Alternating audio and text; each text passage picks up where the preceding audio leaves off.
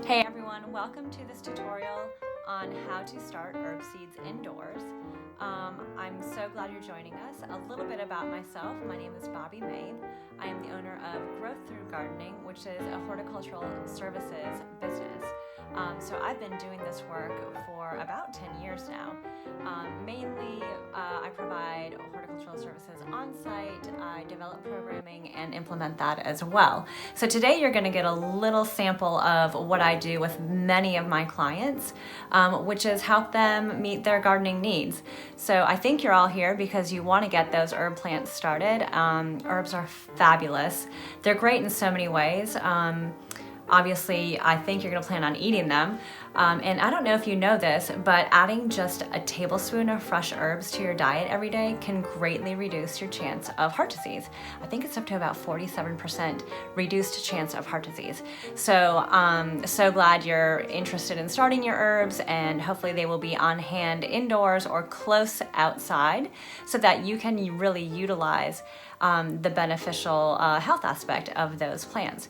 Obviously, they smell great too. Who doesn't want beautiful smelling herbs in their space?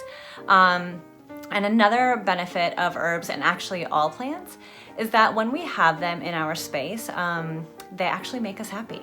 They change the stress hormones and happy hormones that are in our brains. So seeing plants and having them in your space actually increases the serotonin levels in our brains and lowers cortisol. Dietary health and mental health are just a couple of the reasons you might want to be starting seeds today. This seed starting activity, or starting seeds at home in general, can also be a huge cost savings for gardeners.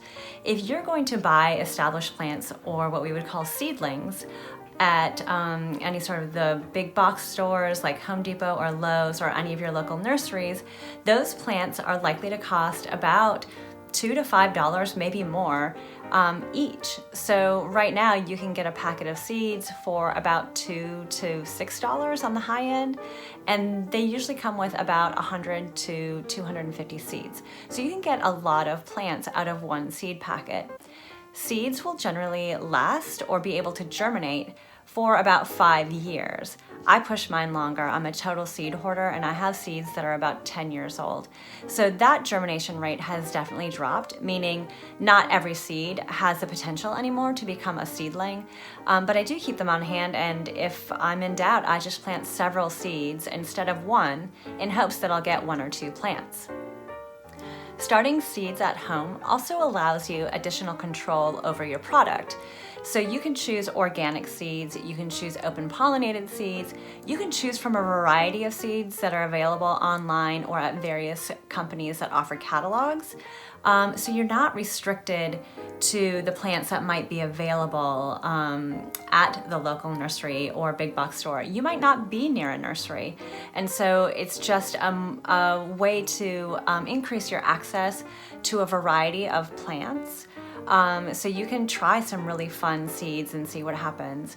You're not restricted to the 2 kinds of lettuces available near you.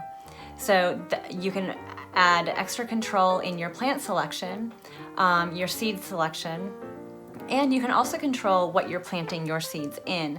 So you can choose an organic potting soil, you could choose to use peat moss or coconut fiber. All of those are great options. And like I said, it just offers you control. You're also going to be controlling how your plants live for the next 6 to 8 weeks within your house. Now, as we've already said, we're going to focus on planting herb seeds today. Some of you may even have a kit that you're starting with that has the herb seeds and all of the container and potting media that you might need. I will cover all of that for those of you who are starting from scratch. I did want to mention that you can pretty quickly here, we're in the middle of January, so in a few weeks you can really start some early spring crops inside.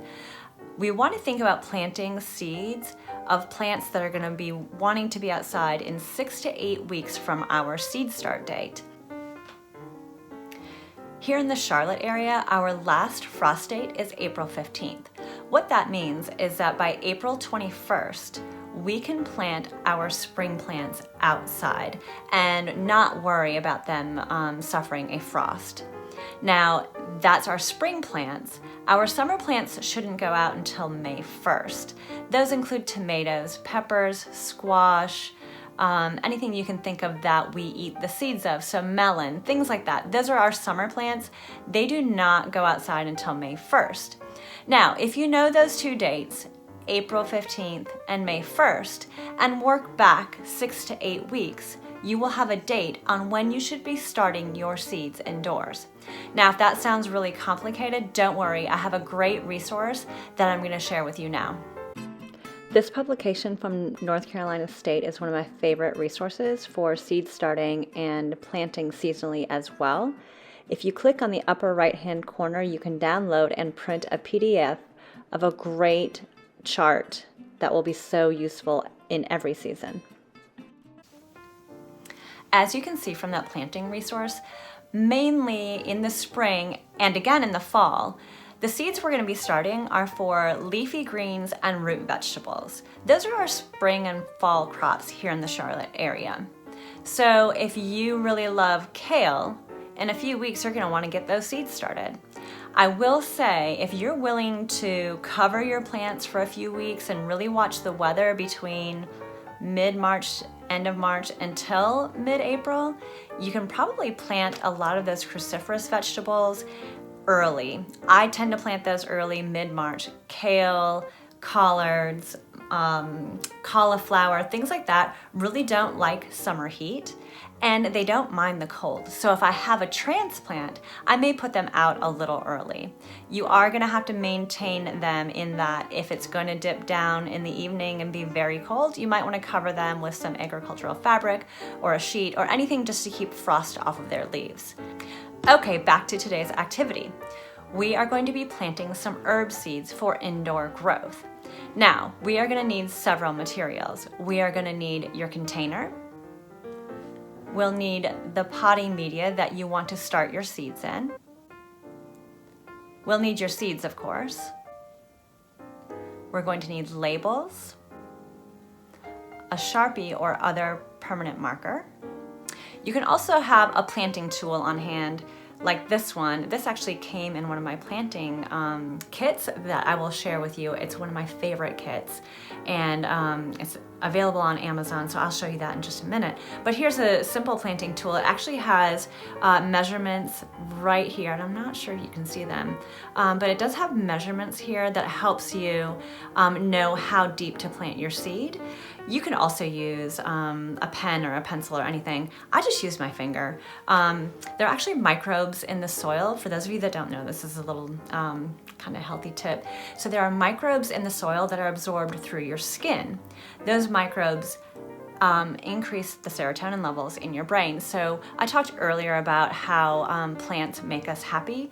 The soil makes us happy as well. So anytime you can garden safely in an area that you're familiar with without gloves, I highly recommend it because it is going to just make you happier and healthier. First, let's talk about containers. Basically, you can use almost anything for a container as long as it holds your potting media, which means your potting soil or your peat moss or coconut fiber, and has drainage. So this is one of my favorite, I mentioned this earlier, this is one of my favorite little seed starting containers, actually kits. But you can see that this is a reusable seed starting container. It has drainage, it has 12 holes. I really love that because it allows me to plant really a variety of seeds, or a dozen of one if I want it. I love the size.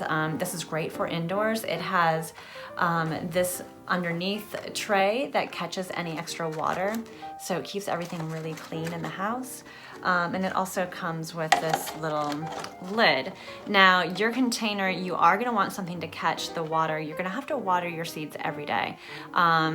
If you have little ones helping you, there may be extra water coming out of the bottom. So you're just going to have something to catch that potential extra water. And you are going to want something to put over the top. Here are some of my favorite seed starting kits that you can order from Amazon. Also, if you're looking to use recycled products from your kitchen, for the inner seed starting tray that's going to hold the soil, yogurt containers with a hole punched into the bottom work really well. The paper egg cartons work really well as well. Those are great options. I'm sure you can get creative and find things around your house that you might have tossed into the recycling or had planned on tossing in the recycling. You could even use toilet paper rolls. That's one of the things that I use with kids all the time. You just fold one side so that it creates a bottom, and because it's paper, you don't have to worry about drainage. The extra will just leak out, but you do have to worry still about catching that extra water. So make sure you have some sort of tray. It can be a Tupperware tray or anything, and you can just set those tubes right in there. And for the tops, I have used old containers that we got to-go soup in or other to-go food. If you're supporting your local restaurant right now, you probably have some of these containers. Great for seed starting. They would even have a bottom and a top for you probably. And like I said before, saran wrap works really well. Now on to potting media. So when I say potting media, what I mean is, what are you going to put your seeds in? What are they going to sit in? Typically that's just a potting soil that you can get anywhere. Home Depot, Lowe's, your Amazon carries it. You can find it all over. So you don't need to get a special seed starting potting soil, though they do sell that. What that will have is extra perlite, the little white kind of calcium chunks that are in there. It'll have a higher concentration of that in the mix. But basically a potting soil is just a mixture of compost, peat moss, and perlite. So I like an organic potting soil. Nature's Care is one that's widely available, but just get the cheapest organic version you can find if you're into organics. That means that you're not paying for extra chemicals to be put into the soil. And if you're paying more for it, they're typically synthetic fertilizers, which I like to avoid. Another thing you can use for this is just straight peat moss or straight coconut fiber. Both peat moss and coconut fiber serve to hold water in the soil so it can be available to your plant when it needs it. I have moved toward using coconut fiber over peat moss because I feel that it is a more eco-friendly substrate. Coconut fiber also comes in the compressed form so that it is easy to store before you use it. Those will hold water really, really well, which is important for our seeds. They don't offer any sort of decomposing material that might feed your seedling, so you may have to fertilize a little bit more aggressively as the weeks go on, but they are fine seed starting materials. In fact, if you get a seed starting kit, oftentimes you will have included in that the peat discs. So those would be the peat moss, very flat discs that actually do have some additives to them. All you would do is add water to those discs and they will expand to fill your seed starting space. Many seed starting kits come with compressed peat pellets like you see here. You only need to add water and let them expand, and you can see that these have holes where you should put your seed. When you go to transplant a seedling planted in a peat pellet like this, make sure you remove the outer netting during transplant. We've covered the containers you're going to need for this activity. We've talked a bit about various potting media if you have to go find some. And the next thing I want to talk to you about is seeds. So if your kit has seeds, obviously you're set. If you need to go out and purchase seeds, again, I have to say I just do a lot of online shopping, especially now, but I do love the variety that's available online. Spring seeds are in stock now at Home Depot and Lowe's. Certainly at your local nurseries, they will have seeds. But again, I just like them delivered to my house, and I can choose from a wider variety than might be available down the road. Now, I do have to say I love an Asheville company called Sowtrue, Sowtrue. They have great little collections of seeds. Their seeds are organic and open pollinated. So what they do is they pay local farmers to let some of their crop go to seed, and then those seeds are collected and sorted and sold. They are local seeds, which I like. As you grow plants, it's really great to harvest seeds from those plants. A plant adapts to its growing situation, and as it creates seeds, those seeds are genetically now trained to grow where the mother plant has grown. So it's great to have local seeds because they kind of know how to grow in this area. A lot of the seeds we're gonna order are coming from the Burpee plant that's in Ohio. I'm not sure where those seeds come from initially. Somehow they get to that plant, they're packaged and sold. The So True seeds are a really great local resource. I'm sure there are others that you might know of, and feel free to share those with each other during this video via chat or however you want to communicate. A few of my favorite online resources include So True, as I mentioned earlier. Here's just a look at their website. You can see that they advertise their open pollinated and organic seeds. Burpee is one of my long-standing favorites, and I'm sure everyone is familiar with that name. They can be found also in big box stores and nurseries across the country. Here, they're already advertising their 2021 spring seeds. If you're looking for some interesting seeds, you might check out Baker Creek Heirloom Seeds. As they advertise, they do have some rare seeds. It's a family-run business, so they may be a little bit slower in their shipping, but other than that, I find their seeds to be high quality and really quite cool. As far as labels, if they haven't come with any sort of seed starting kit that you've purchased, you can also order those online, or you can use random household items. Clothespins work very well, popsicle sticks. I'm sure you can get creative and think about different ways to label them. I sometimes will just go ahead and write on the outside, if I'm doing an entire row, what I've planted there. You can write right on the container if you'd like to, especially if you're using something recycled, like a yogurt container. Just go ahead and write right on the container. That's perfectly fine. If you have one of the Sow and Grow seed starting kits for herbs, you have all of the materials you will need for this activity. It comes with containers, peat pellets, plant labels, and seeds.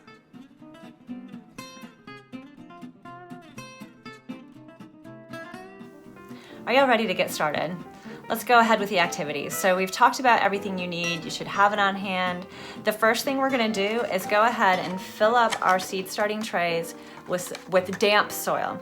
Please water the soil before you fill up your trays. It's just gonna make it easier to deal with, because if we have to move it to put the seeds in the soil, it will stay in place when we move it.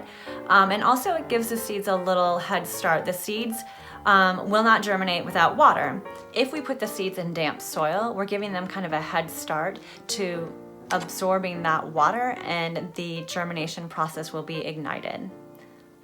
Now, as you fill this tray, or whatever tray you're using, leave a bit of space at the top. So don't fill it totally full with your damp soil. So you can see I have my tray somewhat full. I've left a bit of room at the top of each space for seeding. And hopefully you've done the same. And if you have some potting soil in reserve that has also been dampened, that would be great. If you are using expanded peat pellets, you might want to just pinch a little bit of that out and hold it in reserve, even if that means it's even a little bit lower than this. That we're going to need to cover our seeds after we get them planted. Before we plant our seeds, we need to observe them. What we want to observe most of all is their size. The general rule for planting seeds is that the smaller the seed is, the more shallow we will plant it, so more towards the surface of the container. the larger the seed, the deeper we will plant it. Now, having said that, the range of planting our seeds in general, herbs, fruits, and vegetables, is really between 1/8 of an inch to about an inch deep. So it's not a huge range as we see it, but it means a lot to the seed. So a seed is a packet of energy, and it has enough energy in that little packet to grow one root and one shoot. That shoot can grow about 3 times the width of the seed. And that shoot has got to break through the soil so that the first leaves can gather energy from the sun and start to perform photosynthesis. Once the seed has sent out a root and a shoot, it's done. And now we have a seedling that must feed itself. So if we plant seeds 5 times its width in depth, it has a lower chance of breaking through the soil to start that photosynthesis process. This is the general plant science rule for any seed. If you look at an avocado pit, that is a seed. It should be planted 3 times its width in depth. So if you have an avocado pit this large, 3 times that, that's the depth that we planted at. Hopefully that's clear.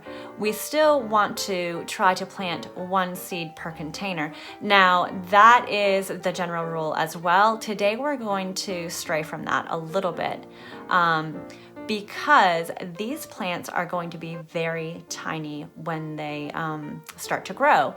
And we will have a chance to transplant them into separate containers later. So we're not going to worry about getting more than 1. We certainly don't want to flood our trays with seeds because then they would have difficulty growing in their space.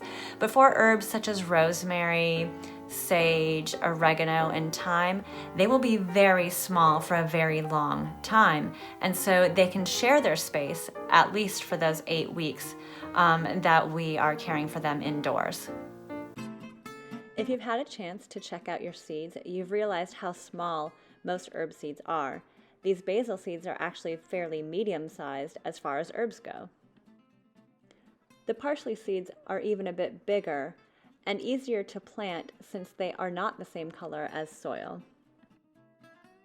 If you decide to try your hand at starting spring vegetables early, it'll be a piece of cake considering the giant size of things such as beets compared to the herb seeds. Starting beans early is a snap and one of the first things that can go out in the spring. Bean seeds germinate very quickly and produce very large seedlings, unlike the herbs that we will be planting today. Now, as you've seen in the previous pictures, most of our herb seeds are very, very tiny. So to plant them, what I would suggest is pouring some into your hand and pinching them and sprinkling them on top of the space that you want them to grow in. Again, try to get as few seeds as you can. It's probably going to be very difficult to get fewer than 3 or 4. Again, that's okay. Most of these plants are going to grow very slowly and we will have plenty of opportunities to give them a larger growing space in the coming weeks. As a review, to plant your herb seeds, simply pour a few into your hand, pinch a few seeds, and sprinkle them into the container that you are planting in.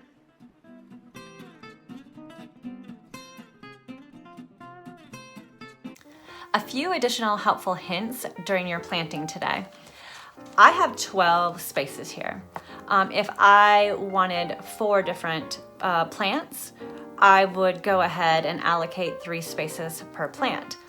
You should probably do a little bit of pre-planning on how many spaces you want for each seed.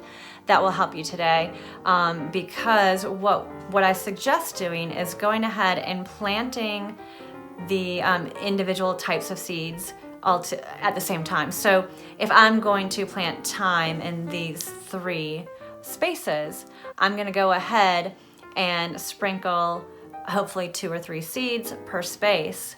And then I want to go ahead and label that line.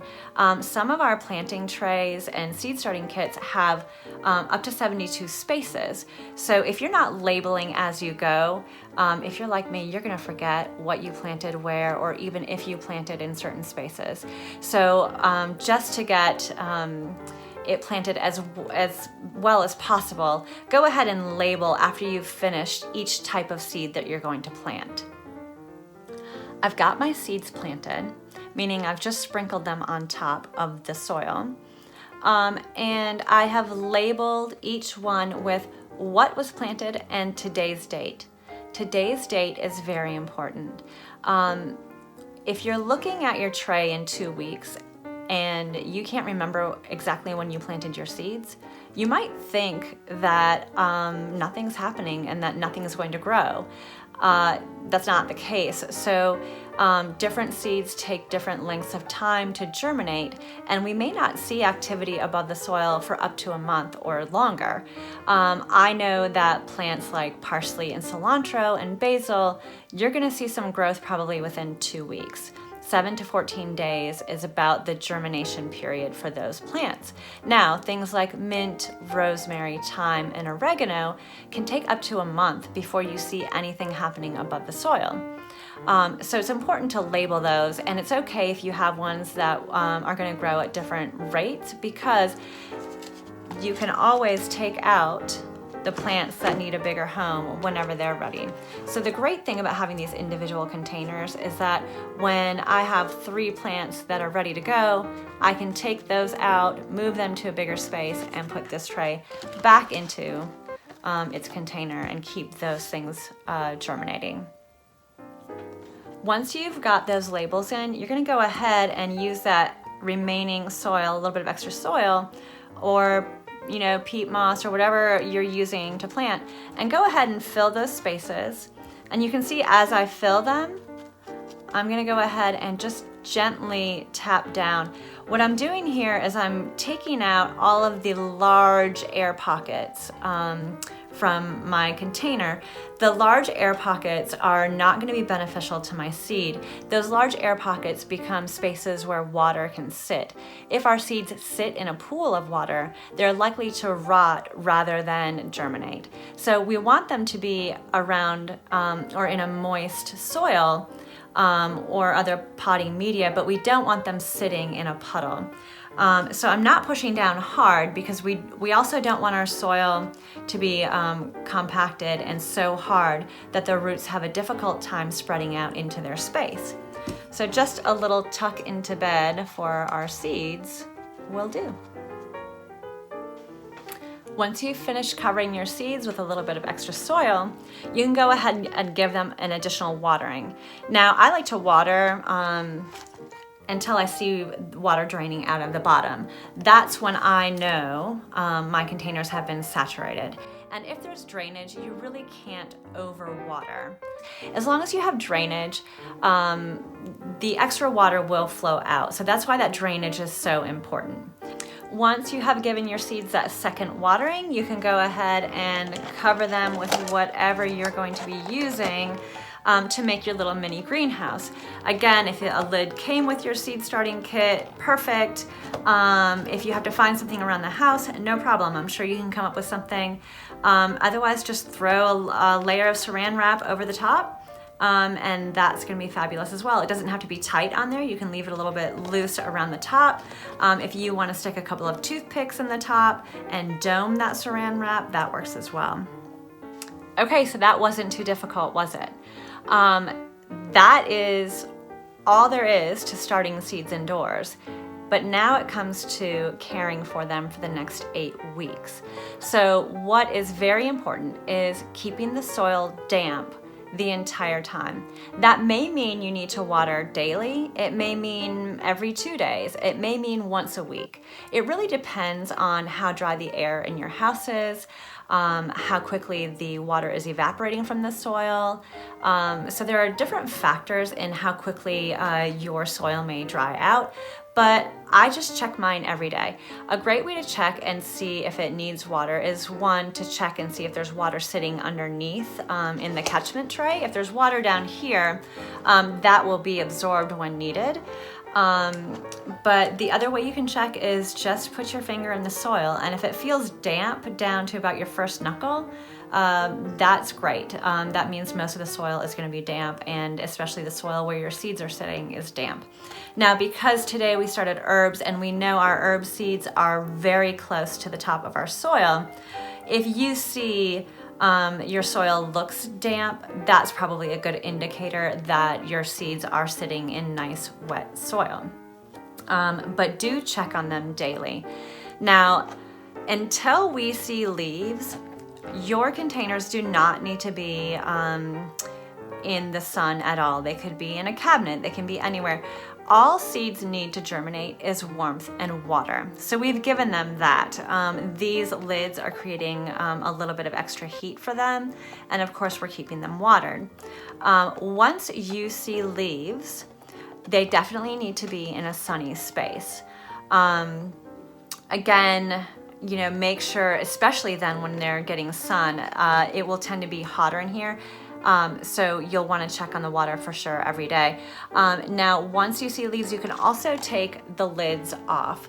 The plants will need to perform their air exchange, and so if you have a lid that has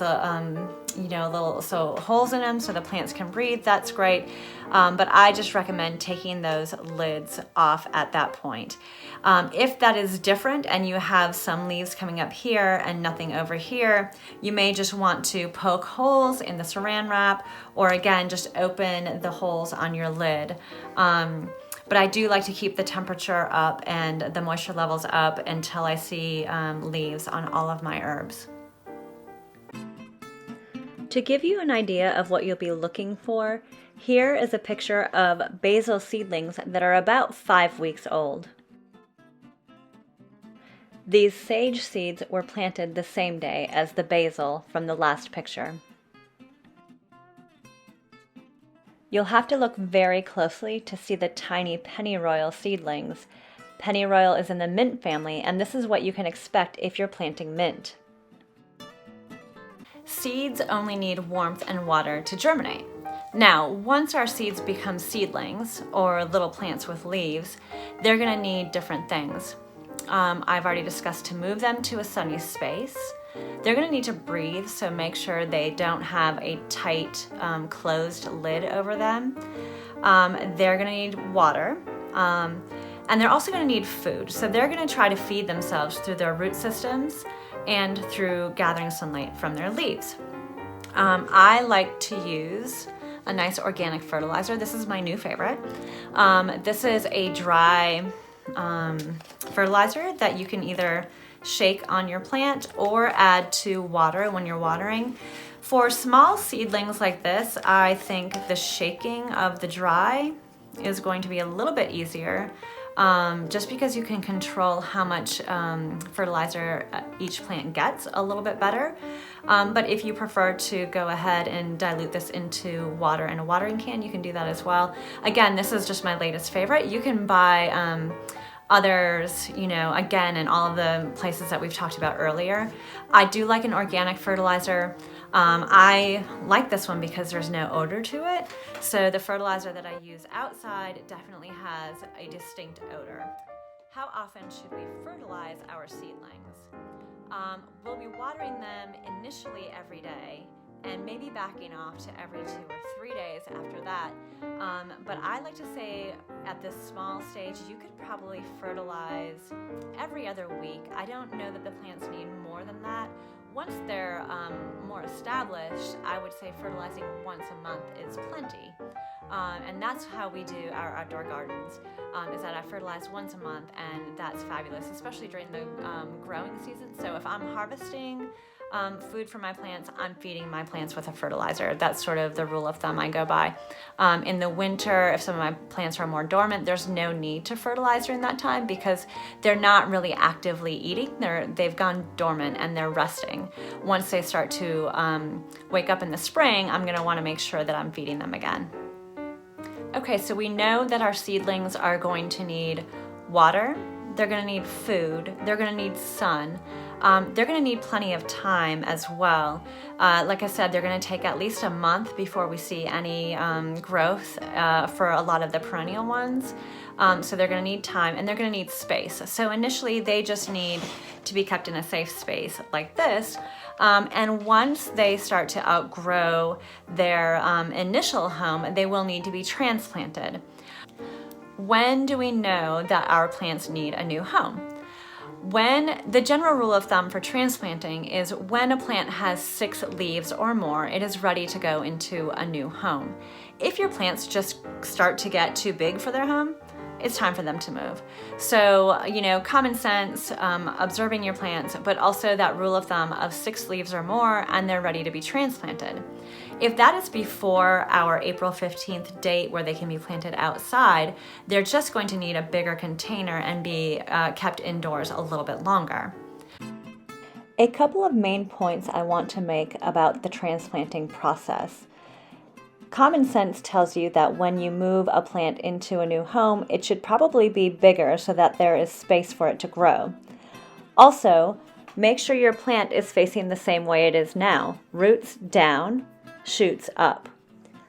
The other thing you want to be careful to do is harden your plant off. If you are moving your plant from indoors to outdoors, take a few days and let your plant experience the outside temps and other weather conditions. Move it out during the day and back in at night for several days before you transplant it into its permanent outdoor home. If you would like to keep your herbs in a container rather than moving them to a permanent place in your outdoor landscape or an outdoor garden bed, this is a great guide that helps you decide what size container you will need.